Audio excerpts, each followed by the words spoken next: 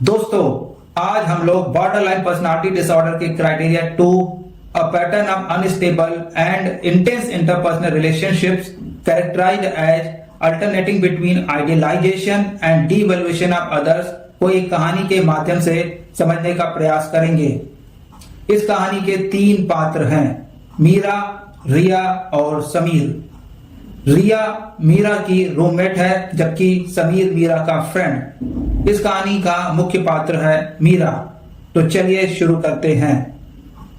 मीरा एक प्रतिभाशाली graphic designer है जो अपने इस काम को लेकर हमेशा से पैशनेट रही है। पर मीरा को बॉर्डर लाइन पर्सनालिटी डिसऑर्डर नाम की एक बीमारी है, जिसकी वजह से उसके दूसरों के साथ संबंध बड़ी ही जल्दी बनते और बिगड़ते रहते हैं। कभी तो वो उसी व्यक्ति की किसी बात से खुश होकर उसे बहुत ज्यादा अच्छा समझती है, तो कभी उसी व्यक्ति की किसी छोटी सी बात से नाराज होकर उसे दुनिया का सबसे खराब इंसान समझती है। प्रारंभ में तो मीरा रिया के आत्मविश्वास और समीर की वफादारी को अपना आदर्श मानती है, पर जब एक दिन किसी अनौपचारिक बातचीत के दौरान मीरा रिया को अपने हालिया ग्राफिक डिजाइन प्रोजेक्ट के बारे में बताती है, तब रिया मीरा से कहती है कि तुम्हारे पिछले काम की तुलना में अभी वाला डिजाइन थोड़ा कमजोर लगता है। रिया की यह टिप्पणी मीरा को परेशान कर देती है। हालांकि रिया का ऐसा कोई इरादा नहीं था। रिया की मंशा तो वास्तव में रचनात्मक आलोचना करने की थी, पर मीरा इसे उसके कौशल और क्षमताओं पर सीधे हमले के रूप में देखती है। मीरा के भीतर का आलोचक रिया की बातों को बढ़ा चढ़ाकर पेश करता है और मीरा को काफी अपमानजनक और बुरा फील कराता है।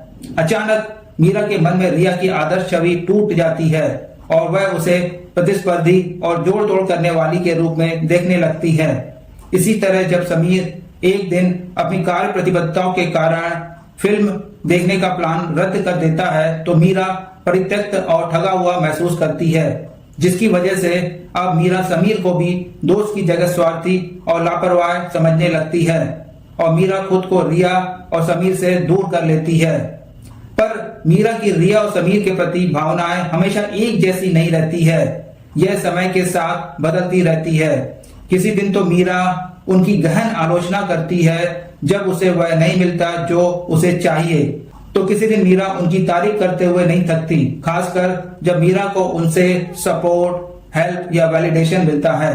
मीरा का इस प्रकार का अनियमित व्यवहार उसके रिश्तों को कई बार टूटने की स्थिति तक पहुंचा देता है। समय के साथ मीरा रिया और समीर के साथ अपने रिश्तों पर विचार करने लगती है। उसे अब एहसास होने लगता है कि उसकी तीव्र प्रतिक्रियाएं, विचार और भावनाओं में किसी के प्रति अचानक बदलाव पूरी तरह से तर्कसंगत नहीं है। तब मीरा एक मनोचिकित्सक से परामर्श लेती है। थेरेपी और अपने प्रियजनों के सहयोग से मीरा अपने बॉर्डर लाइन पर्सनालिटी डिसऑर्डर बीमारी के बारे में जानकारी हासिल करना शुरू कर देती है और अपनी भावनाओं और रिश्तों को प्रबंधित करने के स्वस्थ तरीके सीखती है।